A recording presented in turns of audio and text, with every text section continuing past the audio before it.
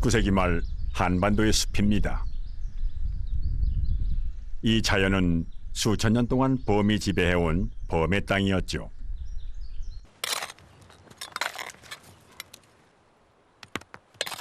이 깊은 산속에 밭을 일구는 사람들이 있군요. 살림을 태워 겨우 농사지을 땅을 마련한 화전민들. 그런데 이 땅은 경작지가 되기 전에 한 포식자의 서식지였습니다.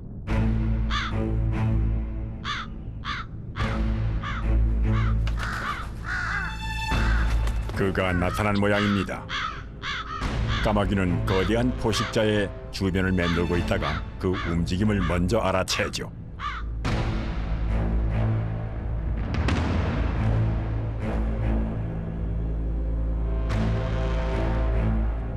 한반도 야생 생태계의 최상위 포식자.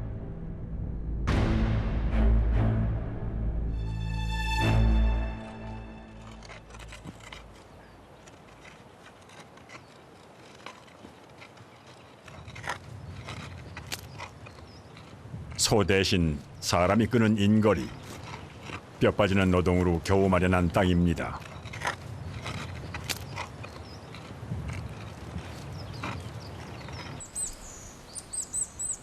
그러나 안심할 수 없는 땅.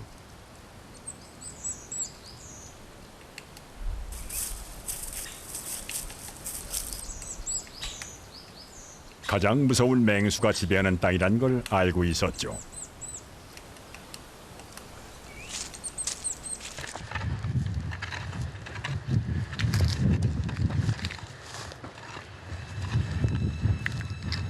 밭을 매다가 길을 가다가 하물며 뒷간에 갔다가 대책 없이 범에게 당하는 일은 흔히 일어났으니까요. 바로 호환이라고 하죠. 이 땅에서 호환보다 무서운 건 없었습니다.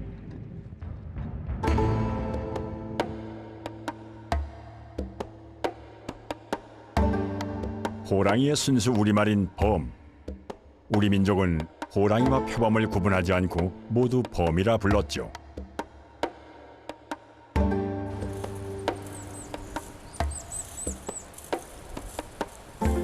시베리아 호랑이 혹은 아무르 호랑이, 우리나라에선 백두산 호랑이라 불렀고 줄무늬가 칡농풀 같다고 줄범, 칡범이라 부르기도 했습니다.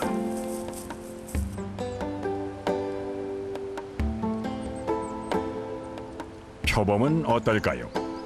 무늬가 엽전 같다고 돈범이라 불렀다는데요.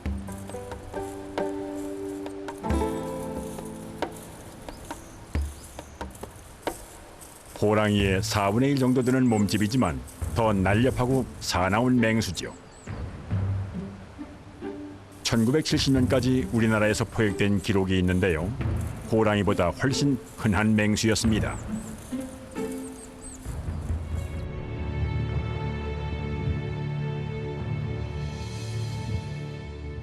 백두대간의 등줄기.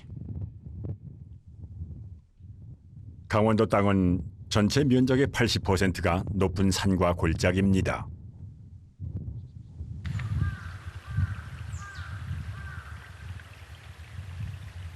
사람들은 이 자연의 의지에 살아갔죠.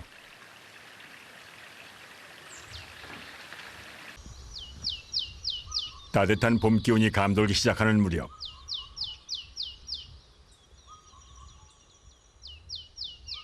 하지만 산촌 사람들에게는 이 계절은 지독하게 먹을 게 없는 계절.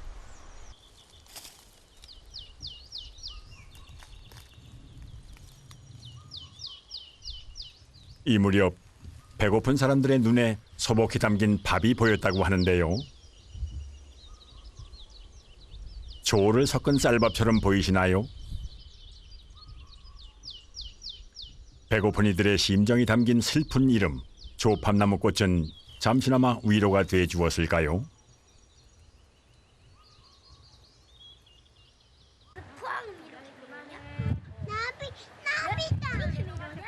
곡물은 떨어지고 아직 농사는 시작되기 전 산에서 캔 나물이나 식물의 뿌리가 가족의 끼니거리입니다. 볏집이 흔치 않아 초가집을 지을 수 없는 곳. 나무를 자르고 쪼개 만든 널판으로 지붕을 이었습니다. 너와집은 화전민의 대표적인 가옥 형태죠.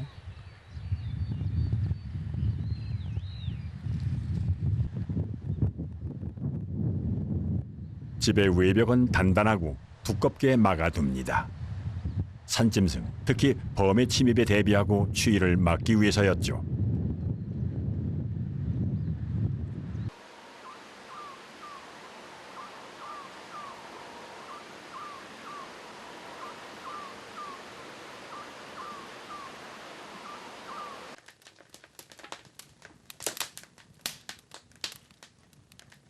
(19세기) 이후 밀려드는 외세의 평지가 싸움터로 변해가면서 산속으로 피해온 이들은 더욱 많아졌습니다.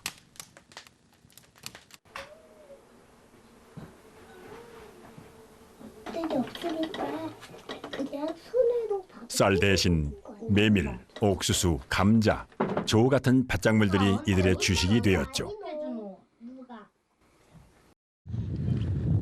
그마저도 이른 봄은 굶주리는 계절.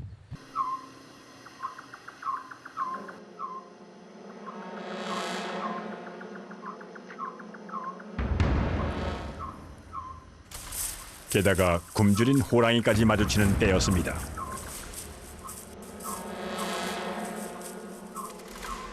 호랑이가 인간의 집까지 다가오는 건 드문 일이 아니었죠.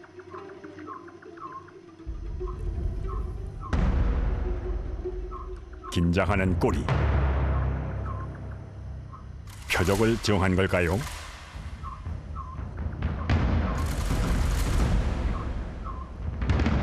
발자국 소리도 없이 어느새 문 앞까지 다가옵니다.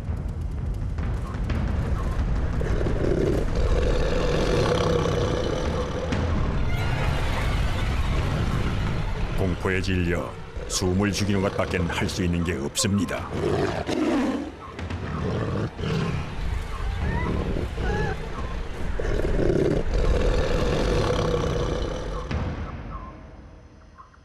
서서히 발걸음을 돌리는 맹수.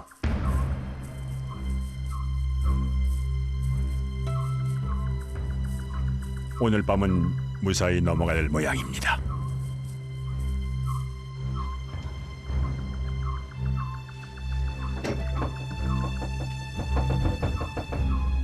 호랑이에게 죽거나 다치는 일은 전국 어디에서나 끊이질 않고 일어났습니다.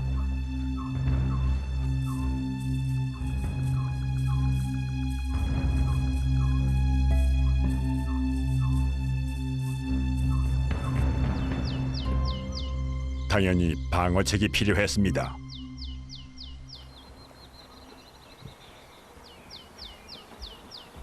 조금이라도 호랑이가 문을 부수기 어렵게 만들기 위한 장치. 호발은 효과를 기대한다기보다는 마음의 위안을 삼는 장치였을 겁니다. 너와집이 있는 강원도 산촌, 여름의 끝자락입니다.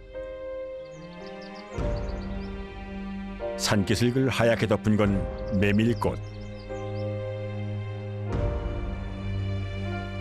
메밀은 거친 땅에서도 잘 자라고 생육기간도 짧아서 수확이 잘 되는 작물이죠.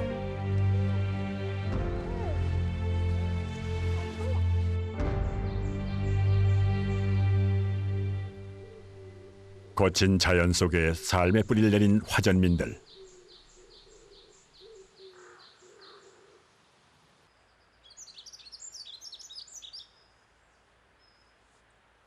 경작지는 꾸준히 늘어났습니다. 야생의 땅이 점차 인간의 공간으로 변모하는 것이었는데요.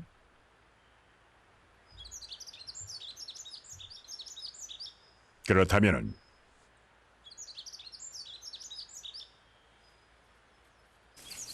야생을 지배하는 최고 포식자와 마주칠 수밖에 없죠.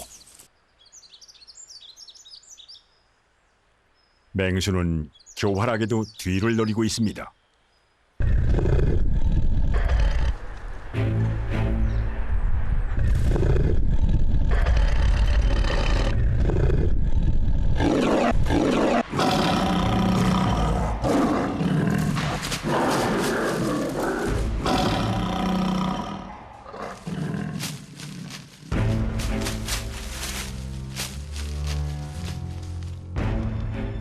공격하는 호랑이 앞에서 석수무책인 인간입니다.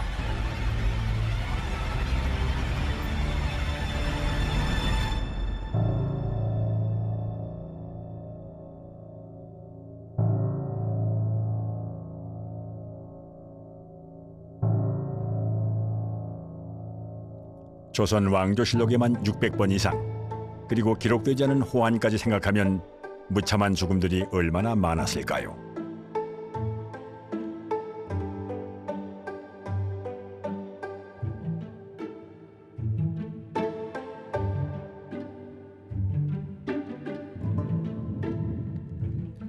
호환으로 죽은 이에겐 특별한 장례를 치릅니다. 시신은 그 자리에서 화장합니다.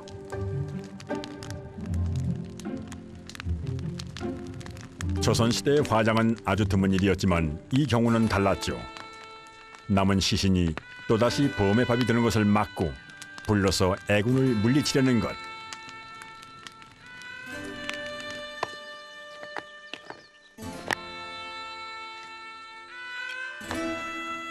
재위에 돌을 쌓아 그대로 무덤을 만듭니다.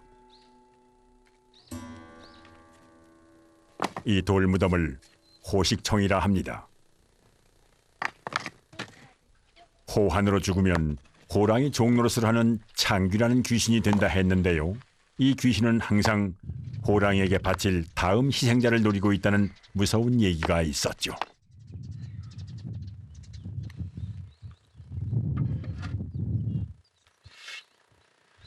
무덤에 떡실을 덮어 창귀를 제압하고 물레가락을 꽂아 빠져나오지 못하게 합니다. 호식청은 곧 창귀를 물리치는 주술과도 같았죠.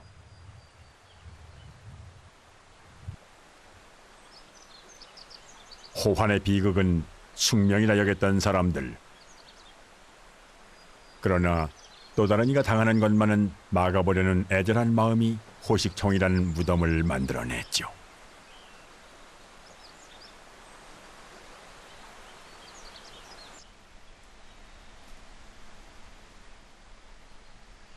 범이 사라진 지금도 언젠가 범에게 당했던 흔적은 이렇게 남아 있습니다.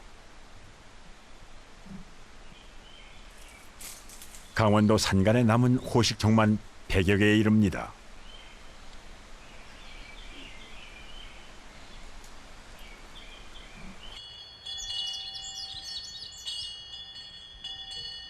가장 두려운 대상은 곧 숭배하는 대상이 되기도 하죠. 불교와 민간 신앙이 절충된 산신에 대한 믿음. 산신과 함께 있는 범은 산신의 심부름꾼 혹은 산군으로 모셔 온 마을이 제사를 올리기도 했습니다.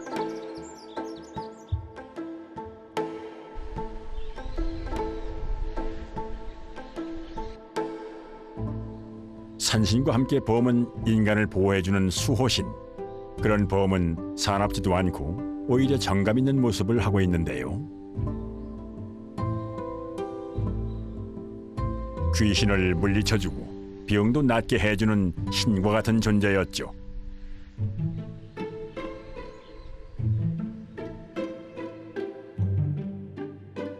한편 어리숙해 보이는 범도 있습니다. 까치와 범이 있는 민화 자코도 속에서 범은 귀엽고 익살스럽죠.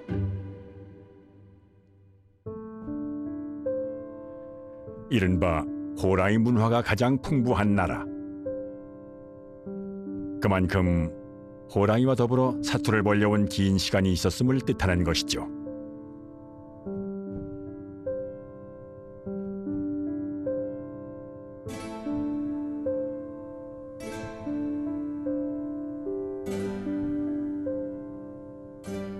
조선 초기부터 범 사냥을 위한 전문 군사와 사냥꾼들을 양성했고 이들의 활약으로 범의 수는 지속적으로 줄어들었습니다.